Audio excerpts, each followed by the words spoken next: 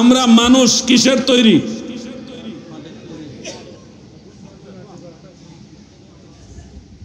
আওয়াজ দেন, কিসের তৈরি? মাটির তৈরি না? দেখছেন, মাটির তৈরি। হযরতে আদম আলাইহিস সালাম ব্যতীত আর কোনো মানুষ মাটির তৈরি না।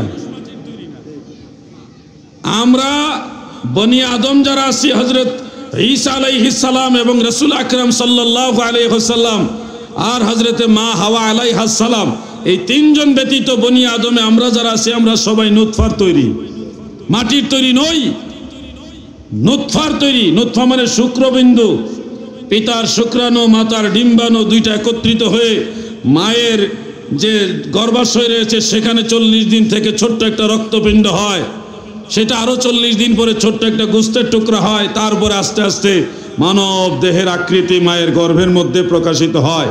5 মাসের মধ্যে একটা মানুষের পরিপূর্ণ বডি মায়ের গর্ভের মধ্যে সুগঠিত হয়। এটা কিন্তু কোরআনের কথা। তো এই যে কথাগুলো, এটা কোরআন শরীফের 12টা আয়াতের মধ্যে আছে। কয়টা আয়াত বলেন? কয়টা আয়াত? 12টা আয়াতের মধ্যে আছে মানুষ পানির তৈরি, মানে নুতফার তৈরি, মাটির তৈরি নয়। দেখেন, আমি জিজ্ঞাসা করেছি, ম্যাক্সিমাম মানুষ আপনারা বলেছেন মানুষ মাটির তৈরি।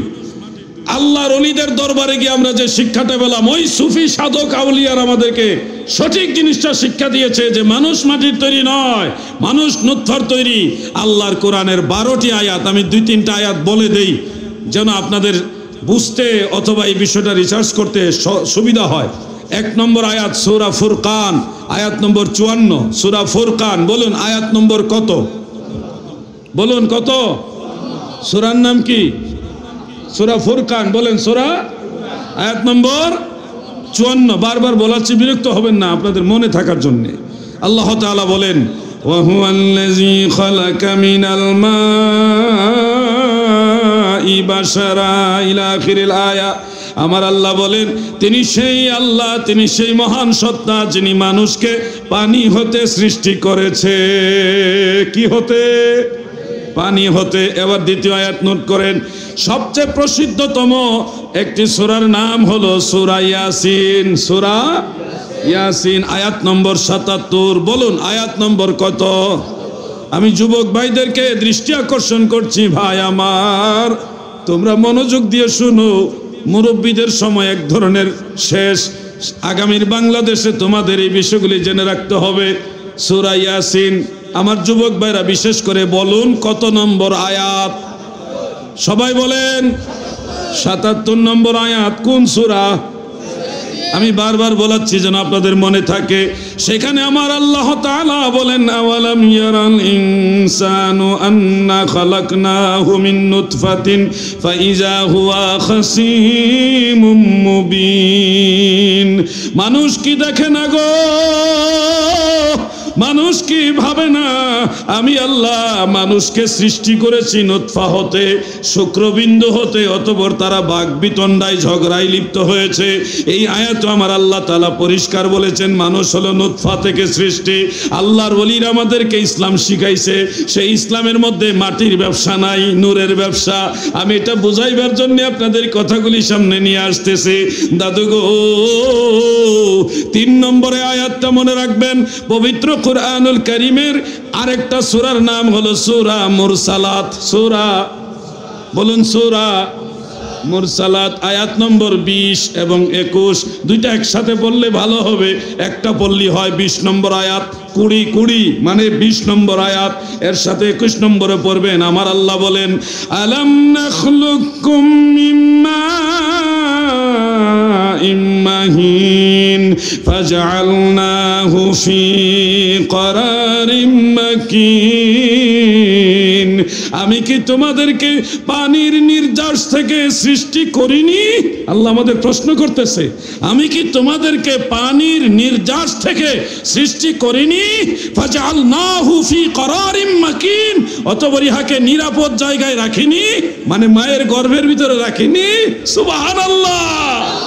যুবক ভাইরা, আমি একটু টেস্ট করি, বলুন ইয়াসিন সূরার কত নম্বর আয়াত বলছিলাম? মাশাআল্লাহ, বলি মারহাবা।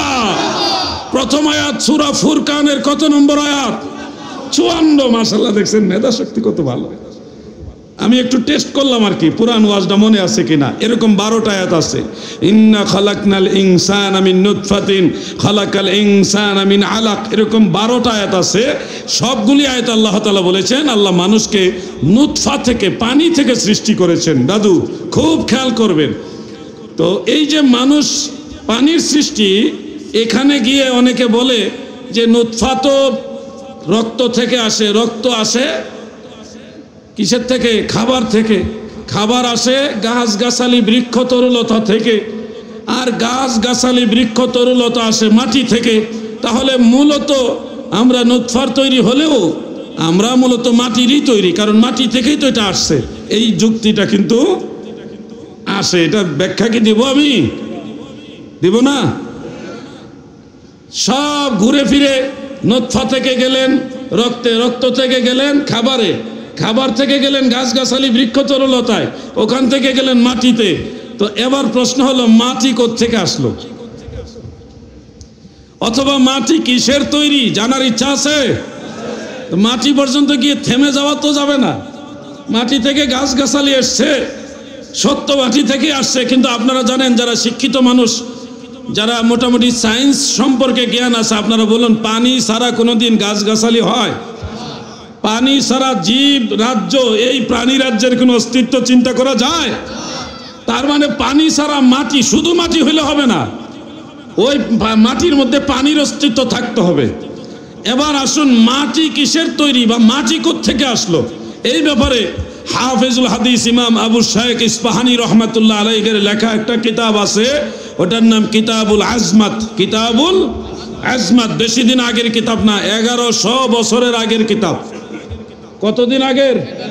1100 বছরের আগের কিতাব।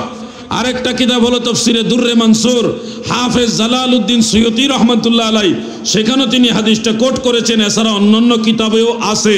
হযরত আব্দুল্লাহ ইবনে আমর রাদিয়াল্লাহু তাআলা আনহু থেকে বর্ণিত, সেখানে সেই রওয়ায়াত উল্লেখ, আল্লাহ তাআলা মাটি সৃষ্টি করেছেন কিভাবে।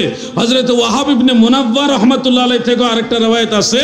সবগুলির সারাংশ হলো আল্লাহ তাআলার এই জমিনের মধ্যে, এই জমিন যেটা বলতেছে এটা ছিলই না, মানে এখানে মাটি বলতে কিছুই ছিল না। ওয়া কানা আরশুহু আলাল মাই, এখানে শুধু পানি ছিল, পানির উপর আল্লাহর আরশ ছিল। সুবহানাল্লাহ।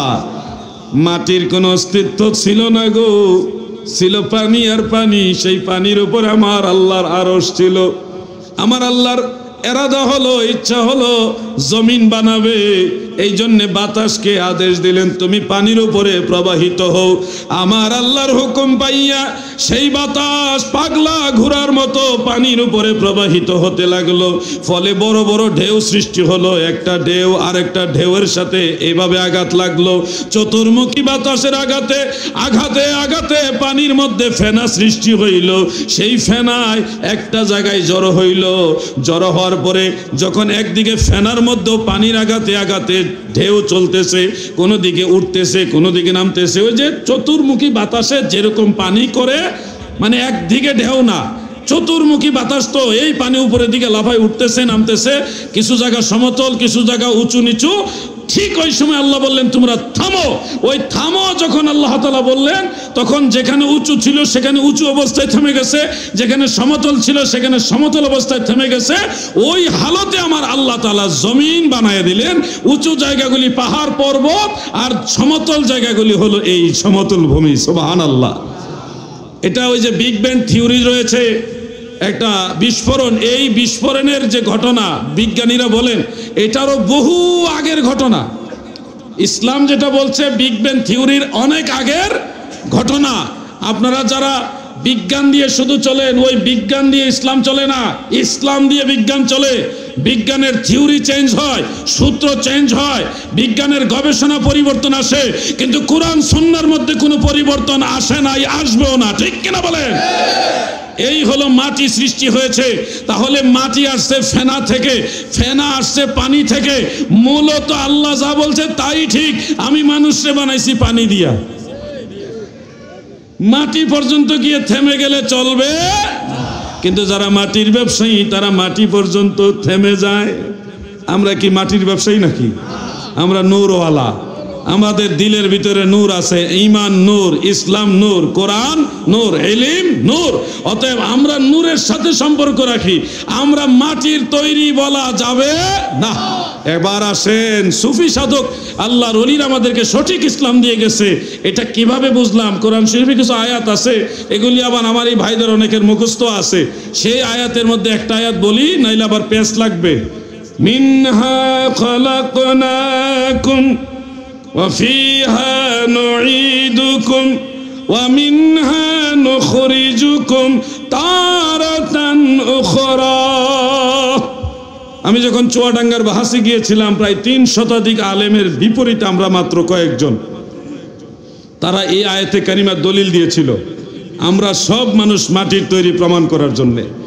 আমি শুধু দাঁড়িয়ে বললাম, দাদু বাংলা অনুবাদ বললে তো হবে না, অনুবাদের উপরে তো সব ডিপেন্ড করে না। তফসির কি বলে? তফসিরের মধ্যে আছে, তফসিরে বগবীর মধ্যে উল্লেখ, তফসিরে কবিরের মধ্যে উল্লেখ, তফসিরে জালালাইনের মধ্যে উল্লেখ, তফসিরে বাইজাবির মধ্যে উল্লেখ, তফসিরে কাশাফের মধ্যে উল্লেখ, তফসিরে রুহুল বায়ানের মধ্যে উল্লেখ, তফসিরে রুহুল মাআনির মধ্যে উল্লেখ, তফসিরে খাজানের মধ্যে উল্লেখ, তফসিরে তাবারির মধ্যে উল্লেখ, তফসিরে কুরতুবির মধ্যে উল্লেখ। অন্যান্য তাফাসির সমূহের মধ্যে লিখেছে মিনহা আই মিন তুরাবিল আরদে খালাকনাকুম আই খালাকনা আবাকুম আদম আলাইহিস সালাম ফাহাযাফুল মুযাফ। তফসিরে বাইজাবি এবং তফসিরে মাযহারির মধ্যে উল্লেখ ফাহাযাফুল মুযাফ। এখানে মুযাফটা উজ্জ্ব রয়েছে, জমিনের মাটি দিয়ে তোমাদের সবার বাবা আদমকে আমি আল্লাহ বানিয়েছি। সুবহানাল্লাহ। ওই খালাকনাকুম এর মাঝখানে আবা শব্দটা সাইলেন্ট আছে। সাইলেন্ট মানে কি? গোপন আছে, গোপন, উজ্জ্বল, মানে মাহজুব রয়েছে। এই জন্যে অনুবাদ দেখে অনেকে মনে করে আমরা সবাই মাটির তৈরি। আসলে আমরা সবাই নই, আমাদের সবার বাবা আদম আলাইহিস সালাম মাটির তৈরি। তাহলে বিষয়টা কি ক্লিয়ার হয়েছে?